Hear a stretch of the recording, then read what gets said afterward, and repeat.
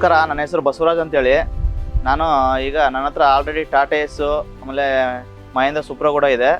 ಈಗ ನಾನು ಇನ್ನೊಂದು ಮಹೇಂದ್ರದಲ್ಲಿ ಲಾಂಚ್ ಆಗಿರೋ ಮಹೇಂದ್ರ ವೀರೋ ಅಂತ ಈ ಗಾಡಿ ಟೆಸ್ಟ್ ಡ್ರೈವ್ ನೋಡೋಕೆ ಬಂದಾಗ ಅನ್ನಿಸ್ತು, ಮಾಮೂಲಿ ಎಲ್ಲ ಗಾಡಿ ಥರ ಈ ಗಾಡಿನೂ ಇರ್ಬೋದೇನೋ ಅಂತ. ಆದರೆ ಈ ಗಾಡೀಲಿ ಬಂದು ನಾನು ಒಳಗಡೆ ಟೆಸ್ಟ್ ಡ್ರೈವ್ ಮಾಡಿದಾಗ ಇದರಲ್ಲಿ ಆಗಿರೋ ಫೀಲಿಂಗ್ ಏನಂದರೆ, ಎಲ್ಲ ಡ್ರೈವರ್ಗೂ ಇದು ಅನುಕೂಲ ಆಗುತ್ತೆ. ಮುಂದೆ ನಿಮಗೆ ಮೇನ್ ಡ್ರೈವರಿಗೆ ಬಂದ್ಬಿಟ್ಟು ಮೇನ್ ಇದ್ರಲ್ಲಿ ಸೇಫ್ಟಿ, ಡ್ರೈವರ್ಗೆ ಏನು ಬೇಕಂದ್ರೆ ಮೇನ್ ಸೇಫ್ಟಿ ಬೇಕು.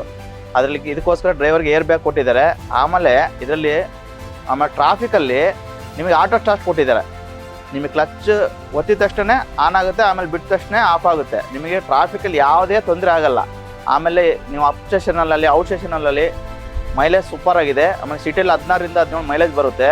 ಆಮೇಲೆ ನೀವು ಡ್ರೈವರ್ಸ್ ಮೇನ್ ಮಲ್ಗೋಕ್ಕೆ ರೆಸ್ಟ್ ಮಾಡಬೇಕಂದ್ರೆ ಇಲ್ಲಿ 2 ಸೀಟು ಫೋಲ್ಡ್ ಆಗುತ್ತೆ. ಆಮೇಲೆ ರಿವರ್ಸ್ ಕ್ಯಾಮ್ರಾ ಇದೆ ಸೇಫ್ಟಿಯಾಗಿ.